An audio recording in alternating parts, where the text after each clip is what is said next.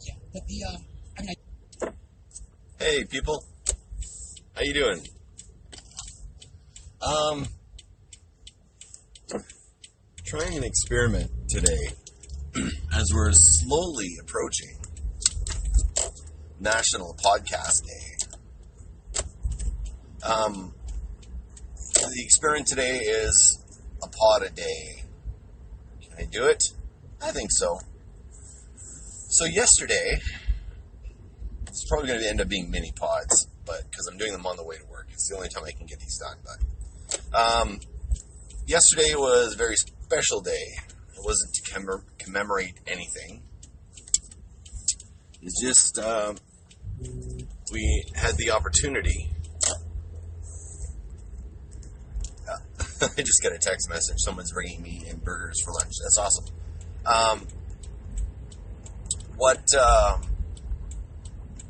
Damn it. Yesterday was a special day. Yes. Okay, let's get back to it. Got a sitter for 7 hours, which is a monumental achievement. When you're a parent. If you're a parent, you'll understand. Anyway, we went out on a date. We did some shopping because I needed some stuff. Not very exciting for date day. Yes, not very romantic, but my wife loves that. So that was good. And then we followed up. Oh, but we started out, we actually went to Indigo. And I'm not sure if you Americans know what Indigo is, or other countries if you know what Indigo is. But it is a originally Canadian book chain that spun out of Smith Books and Coles Books and W.H. Smith. Anyway, we are avid readers, my wife and I. And my wife actually has a lifetime membership card that was granted to her from her love of books. A lot of the programs have got Plum Rewards, which is one of the programs they had. They had a frequent buyer sort of thing program before, and you had to pay to get a membership. And anyway, we went there and we decided to go shopping. It's one of our date night favorites that we go there. We start together, we look at a few books together, and then we proceed from that to splitting off and finding our own finds and then meeting back up together. Generally, we're having a coffee while we're doing this.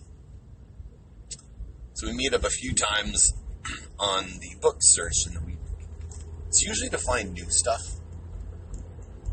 So one of the things that we did was we decided, okay, time to buy a new journal. Journals are usually what I use to, track down my ideas, or to jot down my ideas.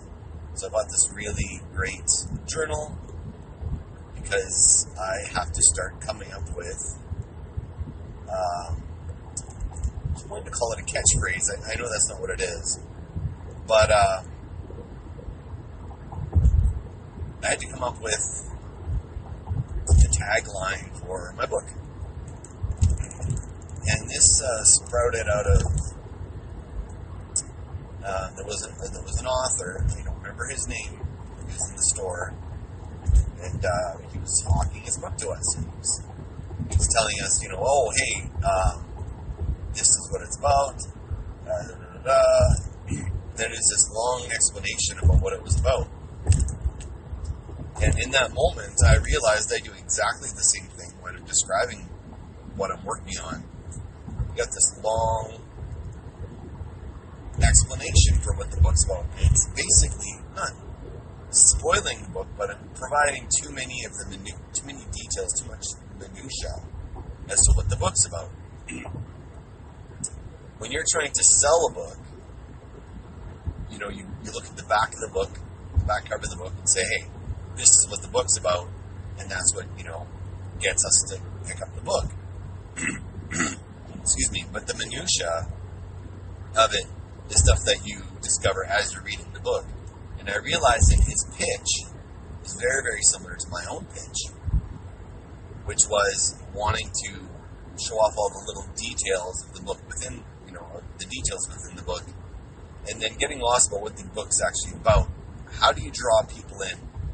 this is where you have to approach your novel as from a marketing perspective.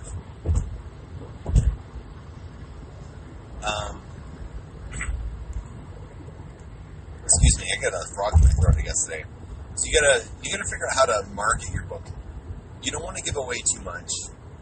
The minutia is irrelevant in the pitch of the book. I mean, that's something they're going to discover when they read it and go, oh, wow, this is great. You know, I like all these little details in there. And I mean, that's part of your writing style. That's not how to sell a book. You can have a secondary description of the book. I mean, you can have a description of the book that describes, okay, this is what the book's about. What happens when a man finds he's got nowhere left to go, when everyone has left him and he's got to prove his innocence. That's the catchline to a book.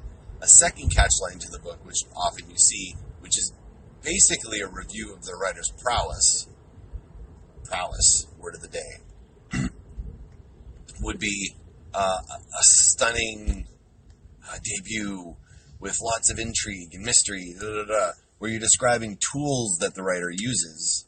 But that, I mean, generally that's what you want someone to describe you.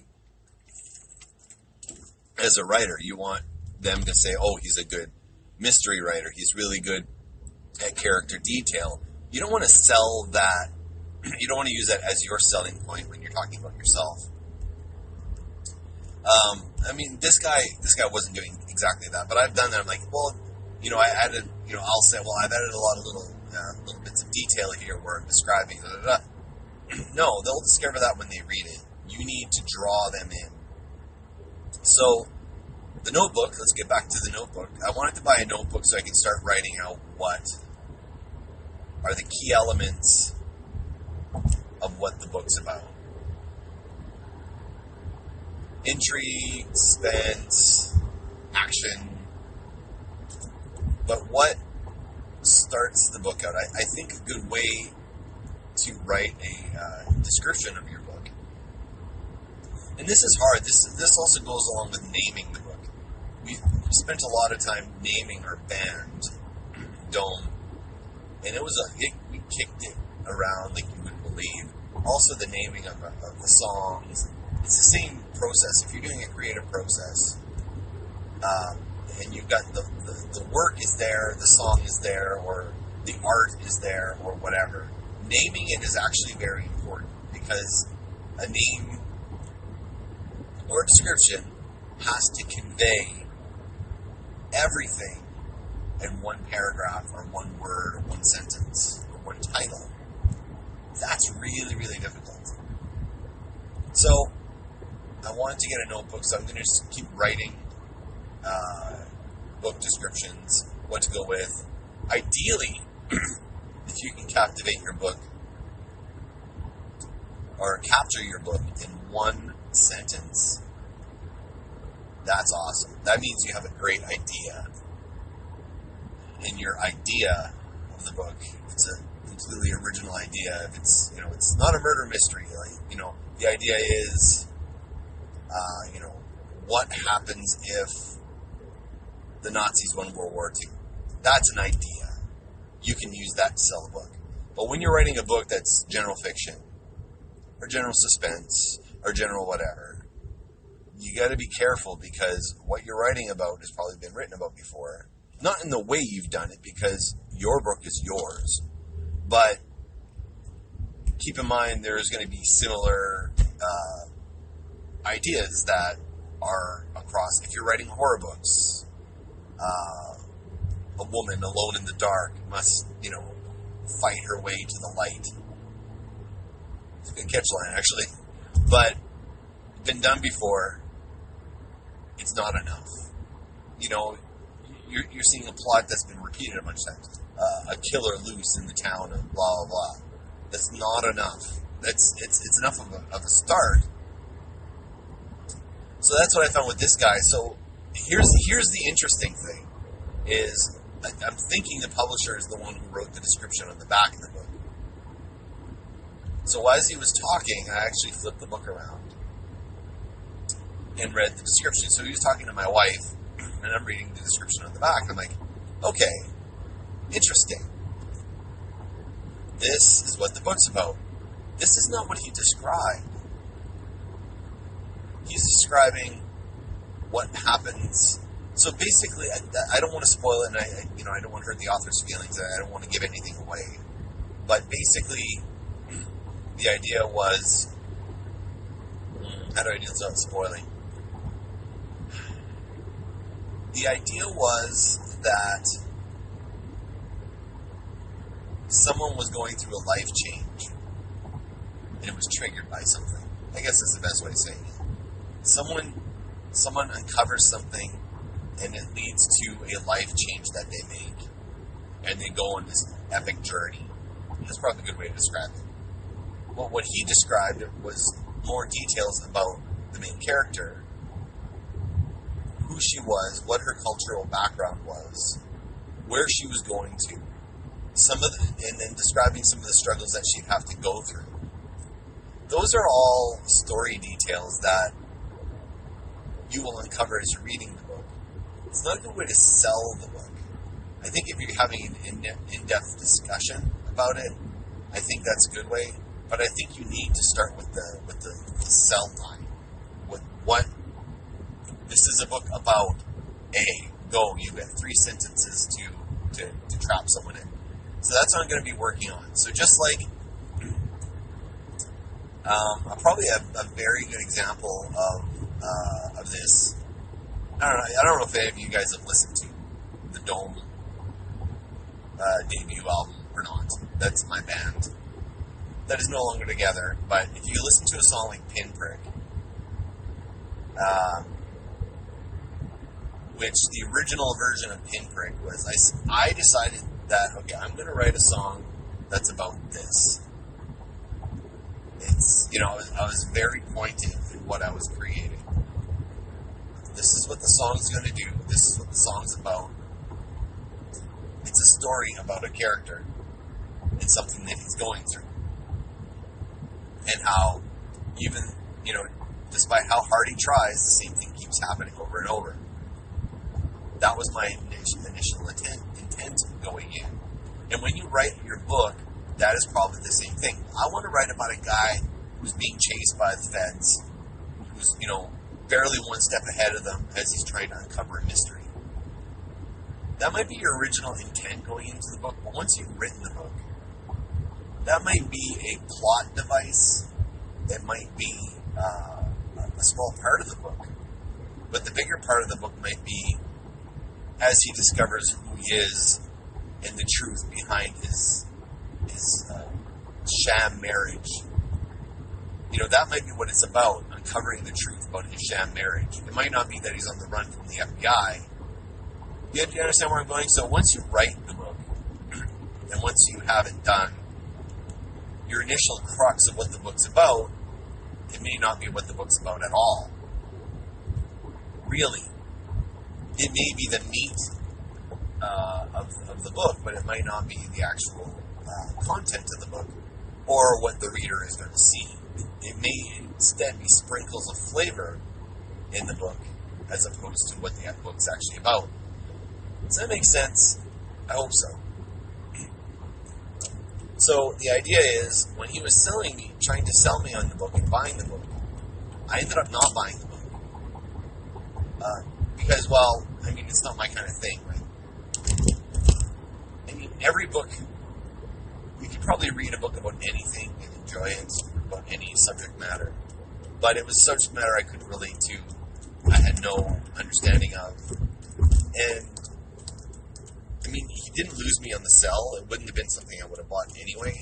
But on someone that was a bit more interested in that style of book, he might have lost some of those readers as well. Start with the pitch line. If you're doing I'm the biggest offender of doing exactly what he does, or what he did, and not doing it as effectively as possible. He did raise some interesting points, and maybe as a writer, I'm like, well, that's interesting. Well, that's interesting. Well, that's interesting. But it wasn't selling me on the book. It was selling me on technique. Yeah, that's probably the best way to describe it. So, anyway, ended up not buying the book. So that was the first part of our date night. Second part of the date night. Still got a couple minutes before I get to work here. So the second part of the date night, other than the shopping, was we went to Across the Board Cafe. Our server, Ben, was great. He picked 3 games for us based on our game preferences. 3 games we never tried before. We only got a chance to try 2 of them. You can see those in my Instagram posts, the titles, the publishers of the 2 games. I will provide reviews of both of those, probably in the next episode. But, yeah, man. That was date night. We actually had so I guess I can talk about the food. The food was good. The food is kind of, I don't want to call it light fare, but it's more cafe food. So, I mean, yeah, they have a burger there, but, I mean, it was a lot of kind of interesting vegan and vegetarian things, which is good, but I'm going to be honest, I was pretty hungry when I left. But the desserts were great. We tried 2 different desserts. The desserts were amazing. They actually have espresso that actually tastes like espresso there. Sorry, I got spoiled on my trips to Portugal with having European espresso, which is not the same as Canadian, or as an espresso that's made here. The espresso was quite good. The service was good. I can't say enough about Across the Board. It's a place that I haven't gone to enough times, but some of the best, our favorite games that we play, specifically Splendor, came out of that one trip we had there. And it's fun to go because they'll actually, what you do is you say, okay, well, can we recommend some games? Is there any games that you like? So you can say, well, you know, like, for example, my wife and I, well, we play Splendor all the time, which if you haven't tried it, you have to go try it. It's amazing. It's possibly the best game ever made. Specifically for 2-player, it works really, really well, but it works up to 4. And so we also play Pandemic, which is, as you know, which is one of my favorite all-time games as well. Ticket to Ride, another one that we like quite a bit. So, you know, you describe the games you play, and then you go, oh, okay. So then they go back, they'll, you know, be sure to pick only 2-player games, if there's only 2 people. And games that kind of follow the same scheme, I guess. Interestingly enough, the one game ended up being the game that was made after the game we tried last time, which I think was called Phantom of the Opera. I think it's a French game, actually. And the game we played was Mr. Jack, which was not a sequel, but another game from the same developer, which was really great. Really enjoyed it. Probably going to go back and play it again. Might even go buy it. Like, it was that good. The other game we played was called Planet, which used a polyhedron. I think it was not a 20-sided? 10-sided dice? No, 20-sided dice. 12-sided dice? I can't remember. But basically, you have what looks like a giant dice with magnetic plates on it, and you pick up cards throughout the game, and then every turn you're going to place a card onto your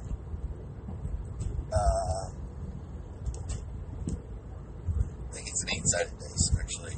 Anyway, and you build an ecosystem on your own individual planet, which is your big giant dice, and then everything's magnetic, so, you know, you take it off the table, you attach it to your polyhedron, for lack of a better word, and that's what you get. It sticks on your thing, and you're building an ecosystem on your dice. So every turn you're adding to it. And what you're trying to do is you're trying to make the best ecosystem you can that will attract the most types of animals. So every round you're building your dice up, and you're seeing if it's attractive enough to bring on the animals that are the cards on the board. On the table, I guess, not on the board. There's no board for this game. So, for example, you might have an animal that loves the tundra, so loves the ice-cold region, but it really likes that if it's attached to Greenland. So you're going to be looking to build, put a plate on your dice that will match what they're looking for. And if you have, if your ecosystem has more than your opponent's ecosystem meeting that specific criteria, that person gets the card, and you get that as a point. And the person that collects the most amount of animal cards wins.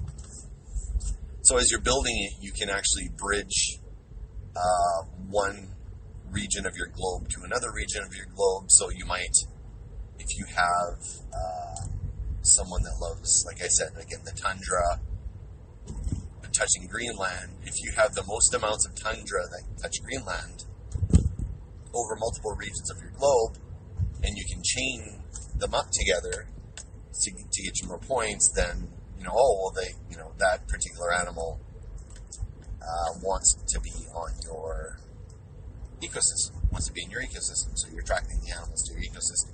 Very genius design. I think we probably needed to play it one more time to really get the gist of the game. At least I did. My wife got it right away and kicked my butt. But I think it's one that you want to play a few times to really see if you love the game or not. The design of the game was ingenious. I've never seen anything like this before. Incredibly well-crafted, original idea, and easy to play, and easy to learn. So, hats off to that. I can't remember the maker because I'm driving my car and I can't look that up at the moment, but I'll try to put show notes to indicate who made this particular game. The other one, Mr. Jack, was a two-player only game. Some of you are playing the detective. One side's playing the detective, the other side is playing Mr. Jack, who's trying to hide in plain view. He's trying to hide in plain view and not be found. And his real identity is one of the suspects. And I think we're going to describe this one a little bit more at length because we really enjoyed this one. Anyway, we'll see you guys on the flip side.